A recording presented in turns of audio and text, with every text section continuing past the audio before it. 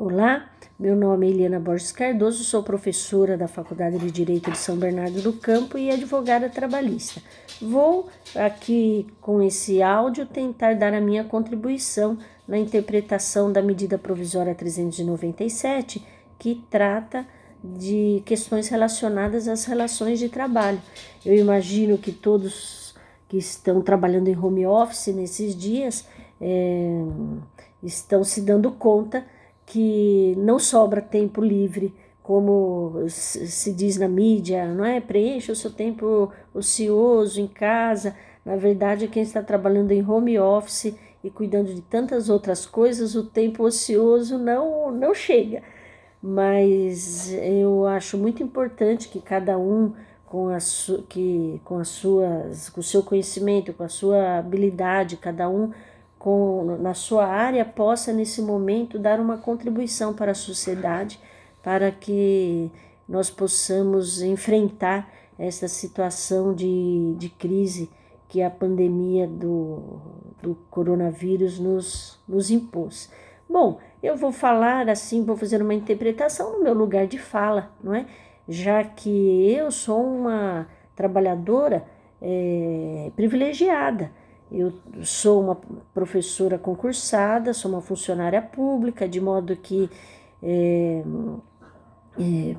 ao menos por enquanto, eu tenho feito meu trabalho de casa, eu tenho dado aula online e a minha remuneração no final do mês está garantida, não é? Também sou advogada, tenho muitos clientes, obtenho do meu escritório o meu sustento, o sustento da minha família, e de modo que sou uma profissional privilegiada, uma trabalhadora privilegiada nesta crise em que o país está passando, em que a maior parte dos trabalhadores estão ficando desempregados ou estão ficando sem os seus salários ou simplesmente vão ficar sem colocação e sem trabalho por alguns meses.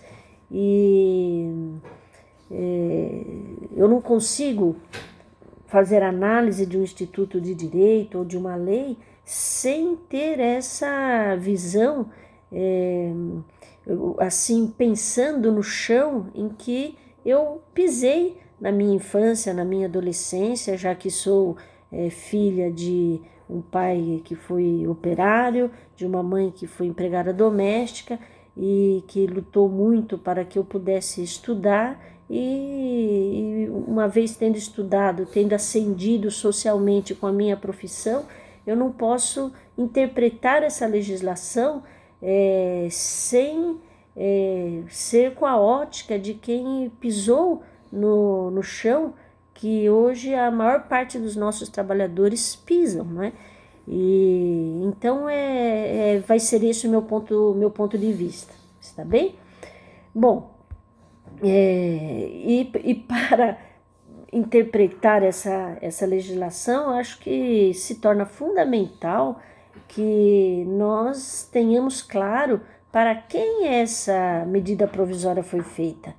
É preciso lembrar que nós somos em 209 milhões de habitantes aqui no Brasil, e essa nossa população de 209 milhões, apenas 96 milhões não tem acesso a esgoto, 41 milhões não tem acesso à água encanada. E aí, nessa pandemia, se diz temos que lavar as mãos, água e sabão, lavar bem as mãos de 2 em 2 horas, enquanto as pessoas não têm, ou quase metade da nossa população não tem como lavar as mãos. Depois, em torno de 200 mil brasileiros, estima-se, vivem em situação de rua. Só aqui em São Paulo tem uma estatística que foi publicada pela própria Prefeitura de São Paulo ano passado, são 25 mil pessoas em situação de rua.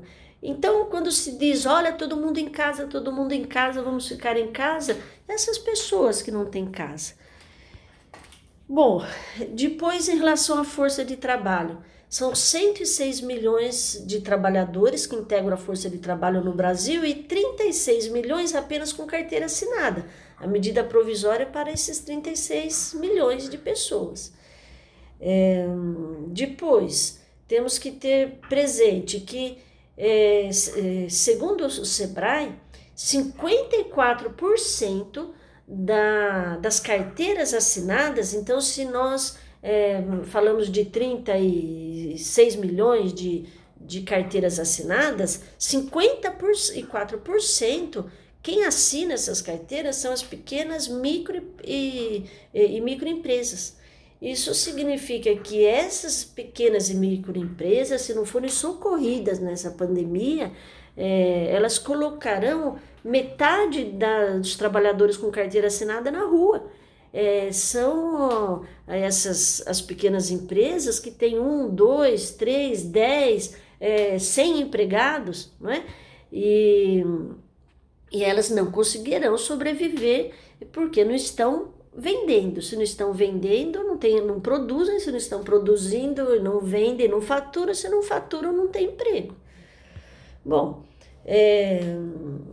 somos hoje em 12 milhões de desempregados e devemos chegar a 20 milhões em 4 meses. Eu tenho conhecimento de empresas que já diminuíram aí quase 1.000 trabalhadores num total de 3.000 trabalhadores entre diretos e indiretos. Então, é lógico que se não tem produção, os primeiros a serem dispensados são os terceirizados, são aqueles chamados de PJs, não é? Aqueles trabalhadores que trabalham por conta, mas são vinculados o seu trabalho é totalmente dependente das empresas. Então, enfim, essas pessoas estão aumentando o contingente de desempregados no Brasil. E mais, se nós falamos em torno de 36 milhões de carteiras assinadas, num total de 109 milhões, que é a força de trabalho, desses 109 milhões, 42% dessa mão de obra, ou seja, 44 milhões e meio, são trabalhadores que estão na informalidade. Então, eles já não têm previdência social, eles não têm seguro-desemprego, eles não têm amparo do Fundo de Amparo ao Trabalhador.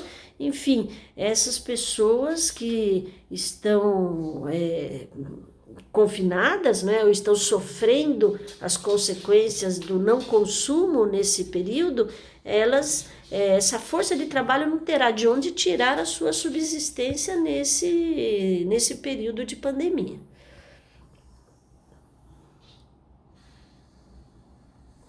Bom, esse é o cenário em que foi editada a medida provisória 927, que aliás ela foi editada no dia seguinte, não é? O artigo que tratava da licença não remunerada já foi revogado, porque esse artigo não se sustentou, porque ele veio desacompanhado de uma ação do governo de manter uma renda mínima para os trabalhadores. E nós vivemos num cenário de mando e desmando do governo federal. O mundo inteiro está dizendo: fique em casa, esse vírus ele não é uma gripe, ele mata, não é? Principalmente as pessoas vulneráveis, idosos, pessoas com problemas de saúde. E nós ouvimos em rede nacional que essa é só uma gripezinha e que nós temos que salvar a economia. Então, vejam que a preocupação do governo não é salvar as pessoas, não é? Então, realmente é uma situação muito complicada. E eu entendo o seguinte, que se as empresas, né, principalmente as microempresas, as pequenas empresas, elas não sabem como se manter nesse período de pandemia, que pode durar 4, 5 meses, né? Imaginem os trabalhadores. Eu ouvi no rádio que assim, trabalhadores que estão confinados há uma semana já estão com a geladeira vazia. Só que são trabalhadores da informalidade que nessa semana em que eles ficaram confinados, eles não ganharam. Então, eles vão reabastecer a geladeira de que modo? Bom, os trabalhadores das classes C, D e E são aqueles que mais vão sofrer com essa pandemia, porque estão jogados à própria sorte. Eu li também um comentário de uma economista italiana dizendo que essa pandemia vai assim ter o efeito de eliminar a classe média. Então a classe média vai virar pobre. Então, se a classe média vai virar pobre, e a classe pobre? A classe que já é pobre vai virar o quê? Então, realmente, o cenário ele é péssimo para a classe trabalhadora. Ou o governo anuncia algum auxílio, algum projeto, quer dizer, que ele deixe de direcionar verbas para a dívida pública, por exemplo, direcione para o fundo de amparo ao trabalhador e garanta uma renda mínima para os trabalhadores que ficarão sem acesso ao trabalho nesse período. Bom, com essa preocupação, com essa visão, com essa ótica que eu vou fazer a leitura da MP, porque, veja, eu estando numa situação de conforto, não é, por conta da minha profissão, por conta do meu status profissional, eu tenho, e todos nós que estamos nessa posição, nós temos o dever de dar a nossa contribuição e fazer o nosso sacrifício também, e temos que cobrar das empresas e cobrar do governo que tem a capacidade econômica, financeira, que tem a função social. Nós temos que cobrar das grandes empresas, dos bancos, das multinacionais, que façam a sua parte, porque os trabalhadores não têm mais de onde tirar. Bom, a medida provisória, então, ela é uma medida que ela não é obrigatória. A medida provisória, o texto prevê que as medidas nela contidas poderão ser adotadas pelas empresas e não obrigatoriamente deverão ser adotadas. E adotadas no período da calamidade pública, que vai do dia 20 de março até 31 de dezembro, é o período em que o Brasil será considerado em período de calamidade pública. Então, nesse período, os empregados e empregadores poderão assinar acordos individuais que terão validade acima da lei e dos acordos e convenções coletivas. Esses acordos individuais, ainda que sejam piores do que garantias legais e de acordos e convenções coletivas, esses acordos individuais irão prevalecer. Só não irá prevalecer acima da Constituição. Então, se a Constituição é o limite, não é? Algumas providências não poderão ser tomadas, como, por exemplo, a diminuição de salário com diminuição de jornada, sem a presença dos sindicatos negociando isso, porque a Constituição prevê que redução de salário só com acordo e convenção coletiva, logicamente, assinados pelo sindicato. Então, essa medida provisória, ela trata de teletrabalho, de antecipação de férias individuais, antecipação de férias coletivas, aproveitamento e antecipação de feriados, banco de horas, suspensão de algumas normas de segurança e saúde do trabalhador. Ela previa a licença não remunerada, mas esse artigo foi revogado logo no dia seguinte. Ela prevê também o adiamento do recolhimento do fundo de garantia dos meses referentes a março, abril e maio, e depois ela prevê outras assim, medidas, não é? No que diz respeito, por exemplo, à fiscalização, enfim, mas eu vou falar isso mais adiante. Bom, sobre o trabalho remoto, não é? O trabalho feito à distância, esse tipo de trabalho, ele favorece as empresas, ou melhor, os trabalhadores que trabalham mais na área administrativa e que trabalham com computadores, com tecnologia.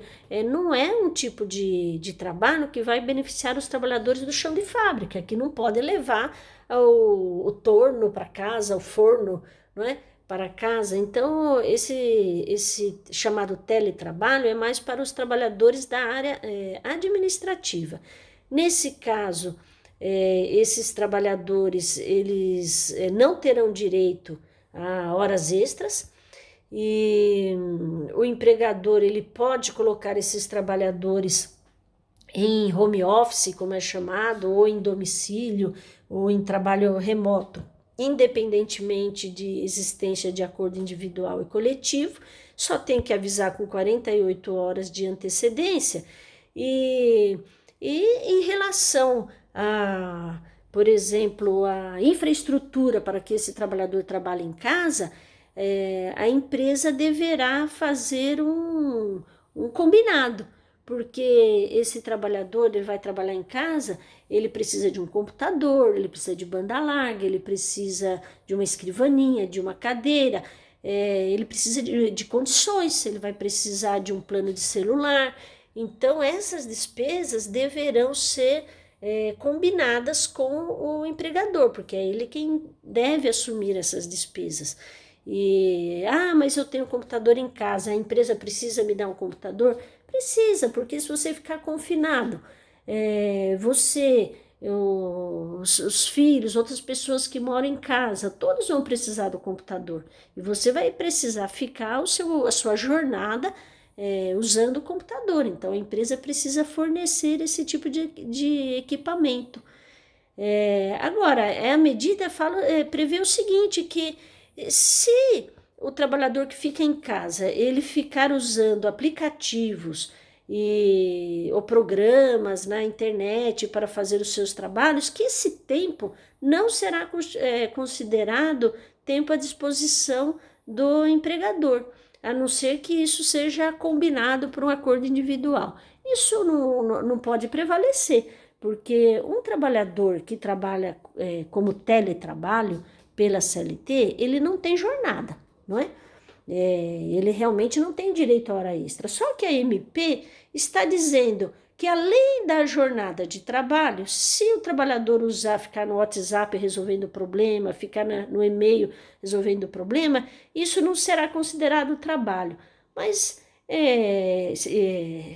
a própria MP, ela é contraditória, porque se ela prevê trabalho além da jornada, ela está considerando que a jornada está sendo controlada, que o trabalhador vai ter que, de uma certa forma, prestar contas a hora que ele começou a trabalhar, a hora que ele deixou de trabalhar. E se ele trabalha além dessa jornada, é óbvio que ele terá direito, sim, a hora extra. A outra previsão dessa medida provisória é a antecipação das férias individuais. Então, mesmo que um trabalhador não tenha direito às férias, ainda não completou o período, o empregador pode antecipar o gozo das férias. E poderá também, mediante acordo escrito com o trabalhador, antecipar outros períodos de férias, ou seja, vamos supor que o empregador ele antecipa 30 dias que o trabalhador ainda não tem direito. Então, seriam as férias desse ano que ele vai adquirir, digamos, nesse período aquisitivo dos próximos 12 meses. Mas vamos supor que esse trabalhador tenha que ficar em casa 3 meses por causa dessa pandemia, ele negocia já a antecipação das férias de 2021 e de 2022. Então, quando terminar a pandemia, ele retorna ao trabalho. Se ele ficou 3 meses de férias em casa, ele vai ter que ficar 3 anos trabalhando sem férias. Isso é flagrantemente inconstitucional, porque não se pode negociar, a própria MP diz, nada que fira a Constituição. E a Constituição é clara, que o trabalhador tem direito a férias anuais e a gozo de férias anuais. Então, se ele tem direito a férias anuais, ele não vai poder ficar 3 anos sem tirar férias. E também, esse período que o trabalhador fica em casa, na pandemia, não poderia ser considerado férias, porque é inconstitucional. A Constituição prevê, são direitos dos trabalhadores, gozo de férias anuais. Eu pergunto, quem vai gozar férias em tempo de pandemia? Isso não é férias, isso é um período de absoluta angústia, tristeza, estresse, preocupação. Ninguém está ali brincando em casa e tirando férias, não é? Então, eu acredito que essa solução é uma solução muito cruel, retirar as férias do trabalhador. Bom, as férias, nesse caso, o empregador, ele não precisa pagar 1/3 de férias agora, ele paga esse acréscimo de 1/3 de férias até o pagamento, o prazo para pagar o 13º, e também o trabalhador entra de férias, mas não recebe antecipado, com 2 dias de antecedência, como ocorre pela CLT. Ele vai receber até o 5º dia útil, após o mês do chamado gozo de férias. Bom, depois, outra questão é a questão da antecipação de férias coletivas. A empresa pode optar por férias coletivas ao invés de férias individuais, mas eu acho difícil que as empresas adotem essa medida, porque em relação às férias coletivas, a MP não fez previsão de que a empresa poderia pagar as férias após o gozo de férias, não é? Então, eu estou entendendo que ela tem que pagar com 2 dias de antecedência. Mas essa hipótese das férias coletivas, elas podem, assim, teriam a vantagem de poder ser gozadas em períodos curtos, não é? Vamos supor, 2 dias de férias, ou períodos longos de até 90 dias. Mas as críticas que eu faço em relação a esses períodos longos é a mesma crítica que fiz em relação às férias individuais. Então, ela só tem que avisar com 48 horas de antecedência e não tem o dever de avisar previamente o Ministério da Economia e os sindicatos. Entendo que, como a medida provisória não fez a previsão, 1/3 de férias também teria que ser pago agora nas férias coletivas. Eu acho muito difícil que as empresas adotem férias coletivas. As férias individuais, elas estão assim, mais, vamos dizer assim, elas oferecem mais vantagens ao empregador do que as férias coletivas. Também há a possibilidade de aproveitamento dos feriados. Por exemplo, eu vi algumas empresas aqui da região que colocaram já os seus trabalhadores em casa desde segunda-feira e vão se utilizar dos próximos 5 feriados que estarão por vir nos próximos meses. E então, quando chegar os dias desses feriados, o trabalhador vai trabalhar porque ele ficou em casa agora nessa pandemia. E eu não entendi o que a medida provisória quis dizer com abater, que os feriados também podem ser abatidos do saldo de banco de horas. Ora, se um trabalhador tem saldo de banco de horas, ele tem, na verdade, horas que ele trabalhou a mais e que está lá num banco de horas para ele descansar em algum período. Então, aí sim, é possível, se ele tem saldo, ele descansa, ele fica em casa agora com a pandemia. Agora, utilizar os feriados para o saldo, talvez a medida provisória, quem redigiu, quis dizer utilizar para o débito. Então, vamos supor, se ele ele deve horas para o empregador, quando ele voltar a sair do confinamento, ele vai trabalhar nos feriados para pagar essas horas. Não sei, porque, enfim, não é uma medida provisória que prima pela clareza e pela legalidade. Tem que ser avisado também em 48 horas. Em relação ao banco de horas, eu acho que esse é, assim, uma providência bem razoável dessa medida provisória, é a do trabalhador que tem saldo no banco de horas, ele tem várias horas que ele trabalhou a mais nos meses anteriores, ele compensa agora na pandemia, não é? Então, essa seria uma possibilidade.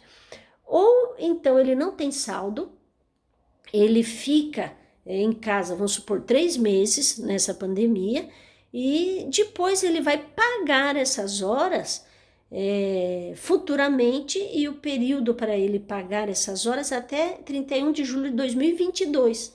Então, vamos supor, ele ficou um mês em casa, 220 horas, não é? Ele vai pagar 2 horas por dia quando ele voltar a trabalhar, ou 1 hora por dia a mais, desde que nesse prazo até 31 de julho de 2022. Então, essa é uma boa saída, a meu ver, porque o trabalhador fica em casa recebendo o salário dele. Porque o problema é o trabalhador ou ser demitido, ou ficar em casa em licença não remunerada.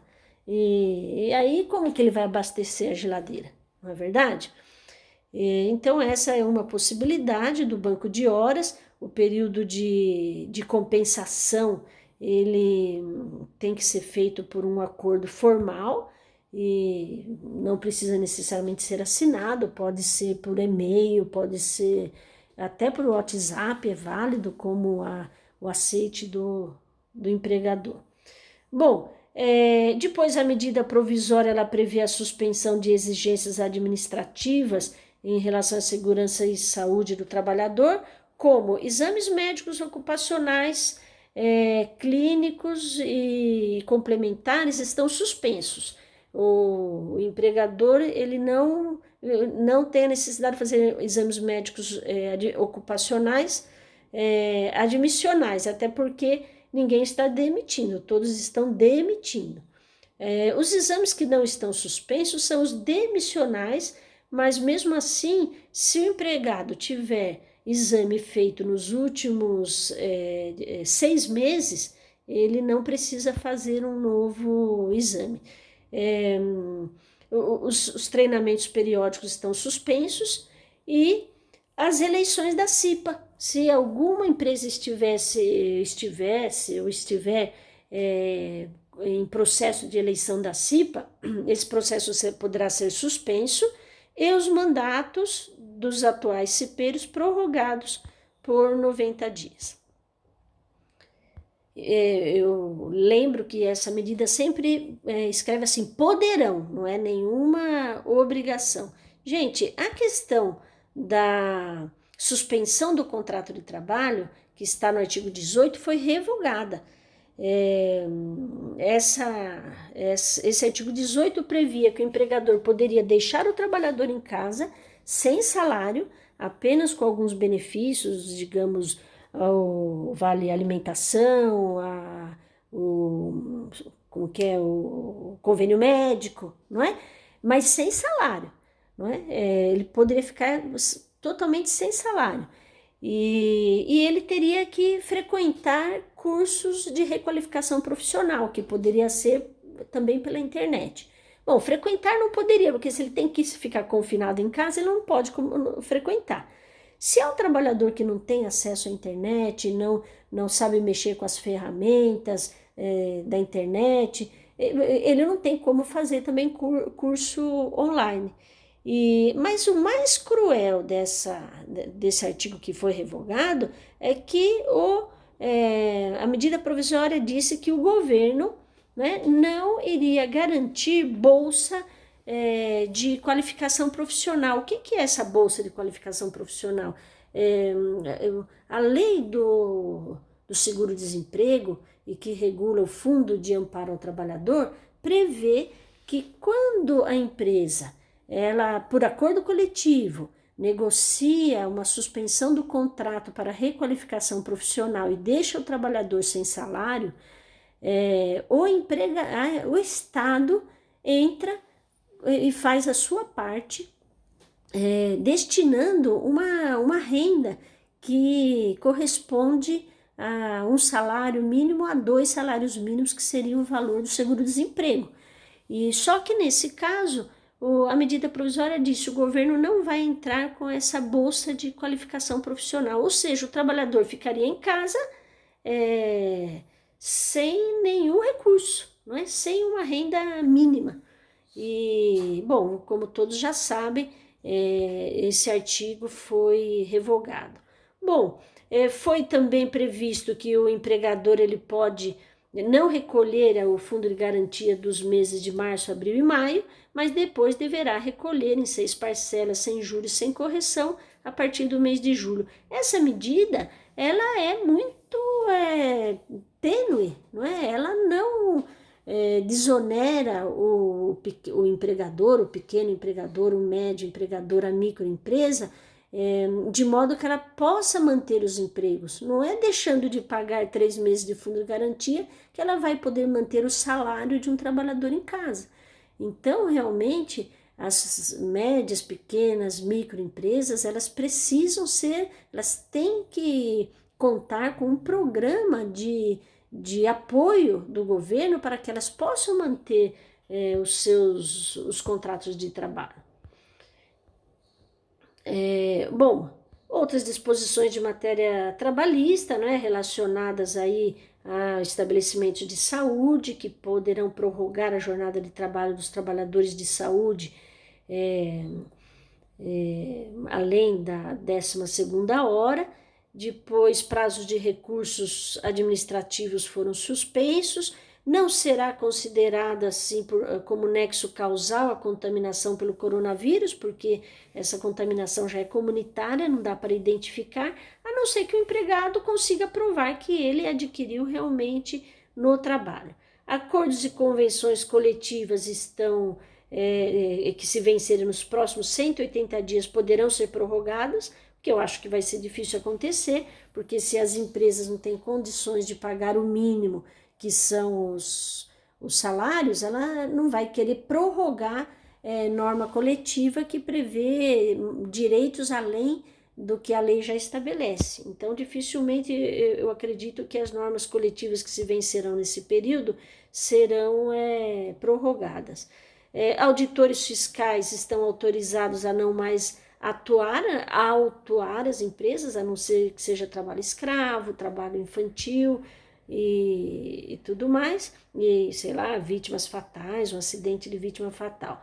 Encerrando, essa medida provisória se aplica não só ao trabalhador urbano, das empresas, comércio, serviços, mas também aos trabalhadores rurais, domésticos, temporários e terceirizado. Bom, quem ficar em home office, a jornada é a sua mesma jornada como se estivesse trabalhando na empresa e não a de 6 horas dos telemarketings, por exemplo.